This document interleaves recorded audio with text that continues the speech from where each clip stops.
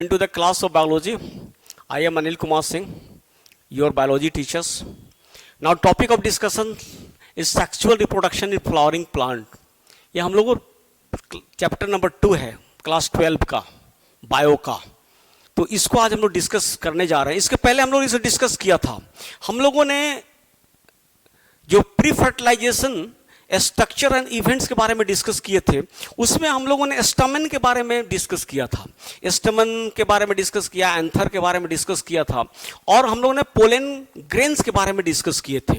आज जो हम लोग डिस्कस करने जा रहे हैं वो डिस्कस करने जा रहे हैं तो पोलन ग्रेन का भी कुछ पार्ट हम लोगों ने डिस्कस किया था कि पोलन ग्रेन्स का तो कवरेज के बारे में हम लोग डिस्कस किए थे। 2 लेयर्स होते हैं, आउटर लेयर जो उसको बोलते हैं एक्सिन, इनर लेयर को हम लोग ने बोला इंटिन, आउटर लेयर स्पोरोपोलेनिन का बना होता है, इनर लेयर जो बना होता है वो बना होता है आपको सेलुलोज का एंड पेक्टिन का, जिसको हम लोग बोलते हैं इंटिन। उसके बाद हम लोग जर्म पोर के बारे में भी डिस्कस कर लिए थे। जर्म पोर जहां पर कि स्पोरोपोलेनिन वहां पे गैप होता है, जैसे जैसे ये पोलन ग्रेन है, समझ गए। ये पोलन ग्रेन का एक लेयर है, ये दूसरा लेयर हम लोगों ने बनाया है ना। ये जैसे ये पोलन ग्रेन है, हम लोग इसको डिस्कस कर लेते हैं थोड़ा सा, क्योंकि हम लोगों ने डिस्कस किया हुआ था हल्का सा, फिर भी इसको डिस्कस कर लेते हैं। देखिए ये जो है ना, ये जो लेयर है ये आउटर लेयर है, ये आउटर लेयर है, दैट इज नोन एज एक्सिन। हम बता दिए थे आपको कि एक्सिन है, और ये यहां पे गायब होता है, एक्सिन यहां पे नहीं होता, ये लेयर नहीं होता। तो यहां पर इसको इसी को बोलते हैं जर्म पोर, जहां पर एक्सिन नहीं होता, जर्म पोर है ना। और ये जो इनर लेयर है इसको बोलते हैं हम इंटिन। इंटिन ये बना होता है, हम लोग डिस्कस किया था सेलुलोज का, पेक्टिन का। ये जो जर्म पोर है इसी को हम जर्म पोर बोलते हैं। यहीं पे पोलन ट्यूब का फॉर्मेशन होता है, आगे हम लोग पढ़ेंगे पोलन ट्यूब का फॉर्मेशन होता है। यहां पर एक्सिन गायब होता है, इसलिए इस एरिया को, इस साइट को हम बोलते हैं जर्म पोर। ये हम लोगों ने डिस्कस कर लिया। ये पोलन ग्रेन का पिक्चर है जो समझने के लिए हम लोगों ने बनाया हुआ। तो हम लोगों ने तो इस सब पॉइंट को पिछले क्लास में हम लोगों ने इसको डिस्कस कर लिया था। आज हम लोग डिस्कस करने जा रहे हैं, और ये भी डिस्कस कर लिया था कि जो पोलन है, पोलन के जो इसके अंदर 2 सेल होते हैं, है ना। एक सेल जो होता है, ये जो सेल है इसमें इसको बोलते हैं हम, ये जो सेल था ये होता है that is known as vegetative cell. Vegetative cell है ना। और अंदर वाला जो सेल है ए, इसको बोलते हैं जनरेटिव सेल।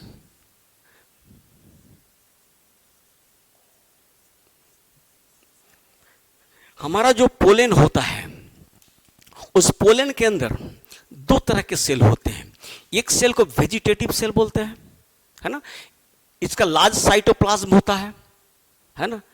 अरे और इसका जो साइटोप्लाज्म होता है वो एबंडेंट फूड स्टोरेज होता है यहां पे, इसमें वेजिटेटिव सेल्स में, है ना। जब उसको मैंने बता दिया था लास्ट क्लास में, एक बार और रिपीट कर देते हैं।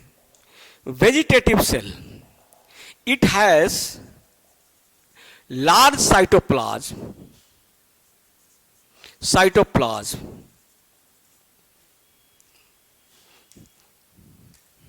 that is with abundant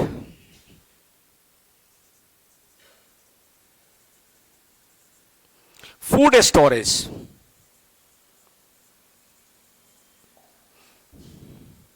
Its nucleus is irregular. इसको जो न्यूक्लियस होते हैं वो इरेगुलर होता है, इसका जो न्यूक्लियस होता है इरेगुलर शेप में होता है। तो एक वेजिटेटिव सेल के बारे में था, it has large cytoplasm with abundant food storage, it's nucleus is irregular, इसके न्यूक्लियस इरेगुलर हो गए। और जब जनरेटिव सेल की जब हम बात करते हैं, है ना, generative cell It is a spindle shape it is spindle shape होता है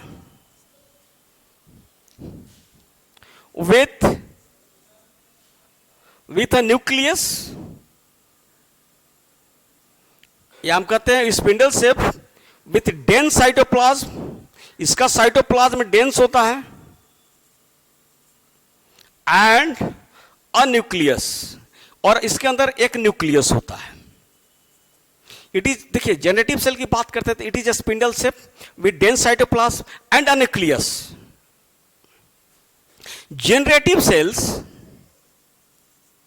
Generative cells float in cytoplasm of vegetative cell.